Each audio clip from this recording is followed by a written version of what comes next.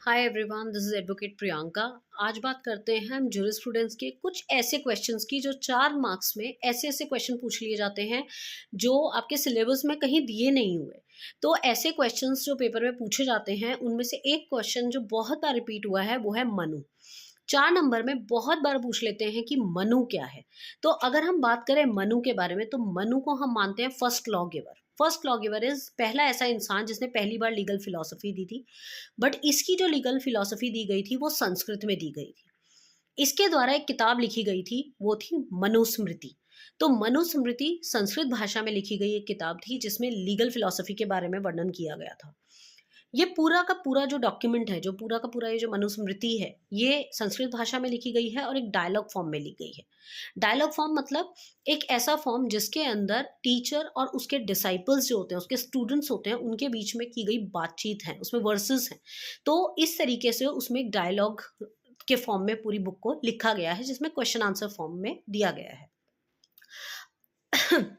अब मनु यूं तो एक मिथिकल फिगर है, बट हम इसको कंसिडर करते हैं एक ओरिजिनेशन ऑफ लॉ का। Manusmriti is considered as a origination of law.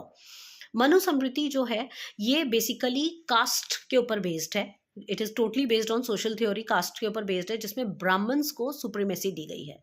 और इन्होंने सैंक्शन वाली फिलॉसफी को काफी ज्यादा माना है। इन्होंने कहा है कि जो लोग लॉ नहीं मानते हैं उनके लिए एकमात्र इलाज पनिशमेंट है। तो पनिशमेंट को बहुत ज्यादा ये बिलीव करते हैं। तो बेसिकली अगर मनु के बारे में आ जाए तो आप यही बताएंगे कि मनु जो है वो फर्स्ट लॉ गिवर समझे जाते हैं, जिन्होंने पहली बार लीगल फिलॉसफी को एग्जिस्टेंस में लाए। और इनके द्वारा जो रची गई किताब है वो मनुस्मृति है। और उस मनुस्मृति में को हम ऐसा मानते हैं कि पहली बार अगर लॉ के बारे में लिखा गया है तो मनुस्मृति में लिखा गया है। और ये संस्कृत भाषा में लिखी गई है और इसके अंदर काफ़ी कुछ बताया गया है। डायलॉग्स के फॉर्म में लिखी गई है ये किताब और इसमें ब्राह्मण्स को टॉप पोस्ट दर्जा दिया गया है। ये एक ऐसा इंपॉर्टेंट क्वेश्चन है जो कई बार जो है जूरिस्प्रूडेंस के पेपर में दिया गया है। इसके अलावा एक और क्वेश्चन जो है पूछा जाता है कि jurisprudence is the lawyers extra version. Jurisprudence जो है लॉयर्स का एक्स्ट्रा वर्जन माना जाता है, क्यों?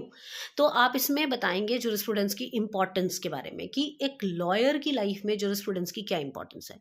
हम सब जानते हैं कि एक लॉयर की लाइफ में जूरिस्प्रूडेंस की इंपॉर्टेंस है उसकी इंटरप्रिटेशन की जो कैपेबिलिटी है उसको बढ़ाता है जूरिस्प्रूडेंस। नंबर 2, उसको एनालिसिस करना सिखाता है, क्रिटिकल थिंकिंग सिखाता है उसको।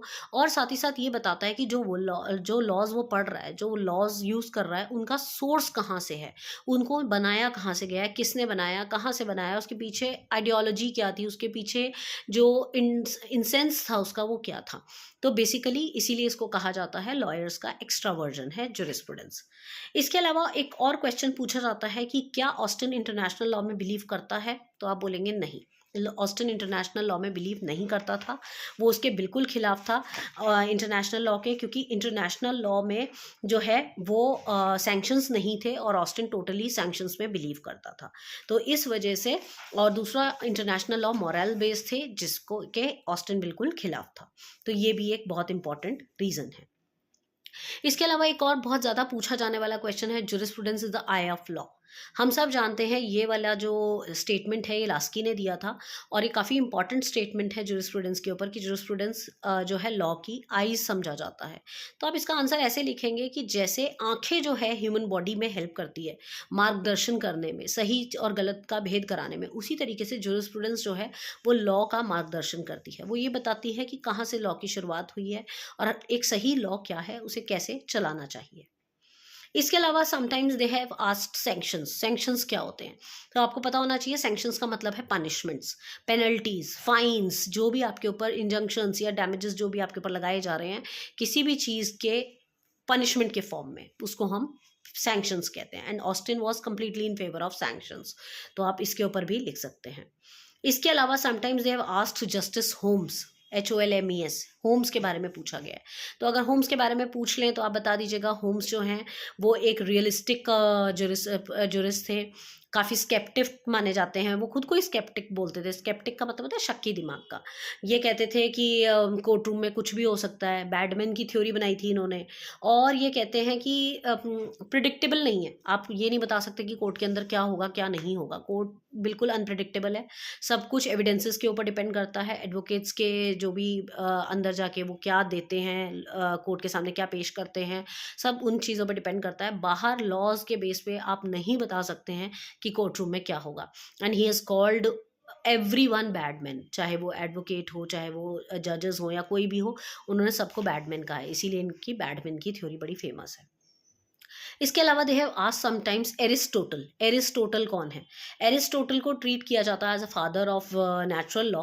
ही was based of on the idea that people allowed to be treated according to the merits and demerits. लोगों को उसके मेरिट्स और डीमेरिट्स के हिसाब से ट्रीट करना चाहिए, इक्वल्स को इक्वल ट्रीट करना चाहिए, अनइक्वल को अनइक्वल ट्रीट करना चाहिए, तो इसीलिए इनको फादर ऑफ नेचुरल लॉ भी बोलते हैं। He believed in the divine theory of law. Salmond के बारे में अगर आपसे पूछ लिया जाए तो आप बताएंगे ये भी एक लीगल स्कॉलर हैं, जुरिस्ट हैं, जिन्होंने डिफाइन किया जुरिस्प्रूडेंस को as a civil law, first principle of civil law बोलते हैं इसको। अब इन्होंने सिविल लॉ को डिफाइन किया कि as a backbone of law, legal study का बैकबोन है सिविल लॉ, और ये काफ़ी अच्छे जुरिस्ट रह चुके हैं हमारे जुरिस्प्रूडेंस में, इन्होंने काफ़ी कॉन्ट्रीब्यूशन किया है। इसके अलावा एक और क्वेश्चन बहुत बार रिपीट हुआ है कि law is a vanishing point of jurisprudence. Law जो है वेनिशिंग पॉइंट है जुरिस्प्रूडेंस का। ये लाइन जो बोली गई है ये हॉलैंड के द्वारा बोली गई है। हॉलैंड ने कहा कि जो इंटरनेशनल लॉ है वो वेनिशिंग पॉइंट है जुरिस्प्रूडेंस का, क्योंकि इंटरनेशनल लॉ और जुरिस्प्रूडेंस कभी एक दूसरे के साथ मिल नहीं सकते हैं। इंटरनेशनल लॉ में सैंक्शंस नहीं है, अथॉरिटी नहीं है, जो कि म्युनिसिपल लॉ में बहुत ज़्यादा हमें चाहिए होती है, जिसकी वजह से उसका कभी भी मिलन हो ही नहीं सकता। That's why it is called the vanishing point of jurisprudence. इसके अलावा एक क्वेश्चन और बहुत पूछा गया है पेपर में, theory of living law. Theory of living law Eugen Ehrlich ने दी है, और ये हिस्टोरिकल स्कूल ऑफ थॉट से बिलोंग करते हैं। इनके हिसाब से लिविंग लॉ का मतलब होता है नॉर्म्स, कस्टम्स, प्रैक्टिसेस जो रेगुलर सोशल रिलेशनशिप बनाने में हेल्प करता है। और इनके हिसाब से लीगल लॉ और कस्टमरी लॉ में कोई डिफरेंस नहीं है, सोसाइटी अपने आप डेवलप करती है, and that living law is more influential than statement law. Statement law से काफ़ी ज़्यादा इन्फ्लुएंशियल है। He was with thought that जो सेविग्ने ने जो बातें कही थी, ये सेविग्ने के थॉट प्रोसेस से बहुत ज़्यादा मेल खाते हैं। ये बहुत ही इंपॉर्टेंट थ्योरी है यूगन एलरिच की। एंड एक और चीज़ बहुत बार पूछी गई है, इंटरेस्ट। इंटरेस्ट क्या है? अब इंटरेस्ट ये जनरल कॉन्टेक्स्ट में पूछा गया है, वैसे तो जेरेमी बेंथम ने इंटरेस्ट की थ्योरी दी थी, बट और भी बहुत लोगों ने बोली थी इंटरेस्ट के बारे में। इंटरेस्ट मतलब लोगों की इच्छाएं, लोगों का भला बुरा, लोगों का गुड। तो जैसे जेरेमी बेंथम ने कहा था, whatever gives you pleasure should be there and whatever gives you pain shouldn't be there. वो उनको हटा देना चाहिए। जो भी थ्योरी आपको, जो भी लॉ आपको पेन देता है, रिमूव इट। जो भी लॉ आपको प्लेजर देता है उसको रखिए, जिसके लिए उसने यूटिलिटेरियन कैलकुलस का कॉन्सेप्ट दिया था, आप वो यहाँ पर लिख सकते हैं। तो इसके अलावा और भी कुछ भी ये लोग ड्यूगेट के बारे में, सॉलिडारिटी के बारे में, anything they can ask in 4 markers. तो प्लीज़ इन सारी चीज़ों को अच्छे से पढ़ के जाइएगा। और मुझे नहीं लगता कि ये सारे जो मेरे प्लेलिस्ट में जो वीडियोस हैं इनको देखने के बाद कोई भी ऐसा क्वेश्चन होगा जो आपको पेपर में नहीं आता होगा। Still, if you want any help, you can message me on 9953308400, and all the best for your exam.